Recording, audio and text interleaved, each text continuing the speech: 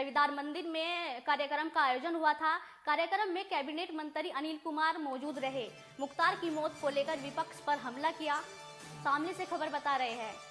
जहां उत्तर प्रदेश सरकार के कैबिनेट मंत्री अनिल कुमार पहुंचे। बता दें कि कैबिनेट मंत्री अनिल कुमार ने रविदास मंदिर में दलित समाज के लोगों से एनडीए को वोट देने की अपील की है। मुख्तार अंसारी की मौत पर विपक्ष द्वारा उठाए जा रहे सवालों को निराधार बताया। बता दें कि चरखावल सीट से आरएलडी विधायक है अनिल कुमार। कार्यक्रम में आरएलडी विधायक प्रसन्न चौधरी और अशरफ अली भी मौजूद थे। शहर के टंकी रोड स्थित रविदास मंदिर में कार्यक्रम किया गया था, जहां अनिल कुमार पहुंचे थे। Okay role. मंत्री जी आज शामली पहुंचे हैं, क्या कहेंगे? पहली बार आप मंत्री बनने के बाद शामली पहुंचे हैं। सही है, जब से शपथ हुई है प्रथम बार आज मौका मिला है आने का अपने लोगों के बीच में, पार्टी के लोगों के बीच में, और अच्छा लग रहा है। लोगों को भी अच्छा महसूस हो रहा है। एक जो वर्ग जिसमें मैंने जन्म लिया है वो अपने आप को राजनीति के प्लेटफॉर्म पर कहीं ना कहीं अपने आप को अपेक्षित महसूस कर रहा था। आज उनमें खुशी की लहर आपने भी देखा है। और जो हमारा एनडीए का गठबंधन है, निश्चित रूप से उस गठबंधन को मजबूती मिलेगी। राष्ट्रीय लोकदल का और भारतीय जनता पार्टी का गठबंधन हुआ है, इससे बहुत बड़ी मजबूती पश्चिम उत्तर प्रदेश में मिलने जा रही है।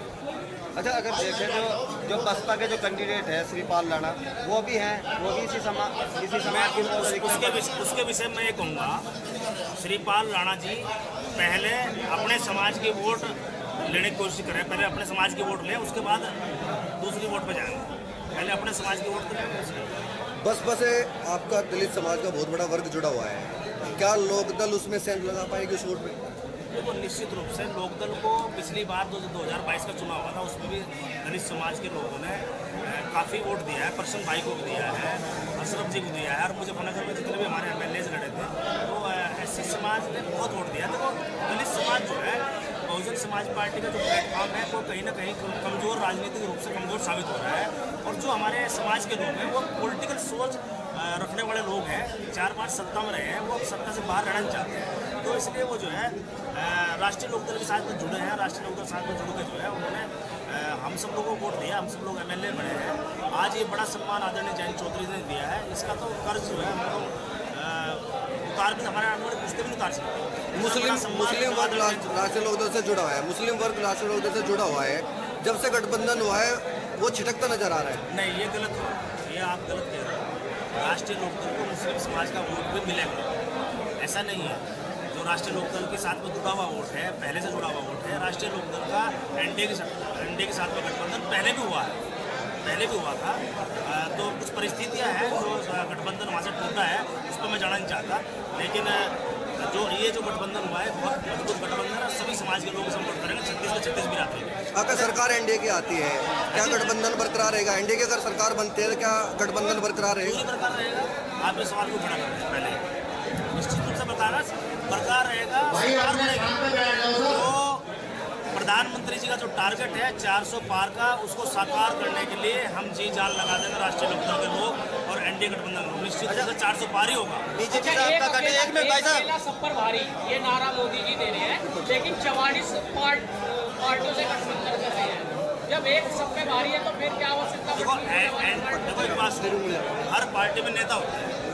हमारे एनडीए गठबंधन का नेता आदरणीय नरेंद्र मोदी जी, वो सारे अधिकार सारी पार्टियों ने नरेंद्र मोदी जी को दे रखे हैं कि आपको क्या कहना है और उस एनडीए गठबंधन को क्या कैसे लेकर चलना है।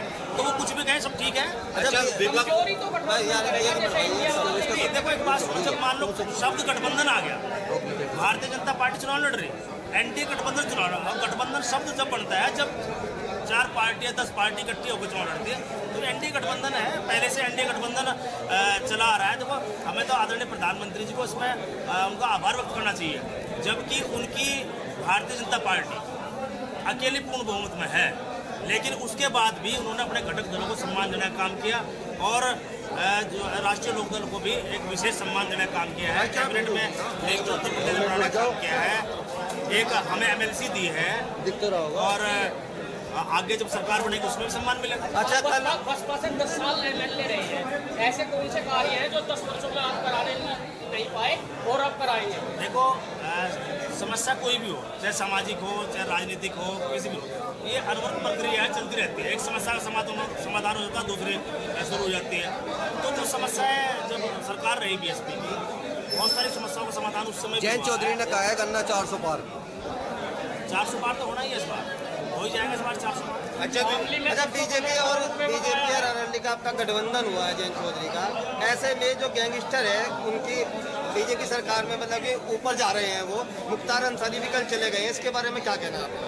देखो एक बात सुनो, वो हार्ट अटैक हुआ है, आपने भी देखा है, और वो काफ़ी समय से बीमार भी थे, कुछ उद्योग भी आगे थे।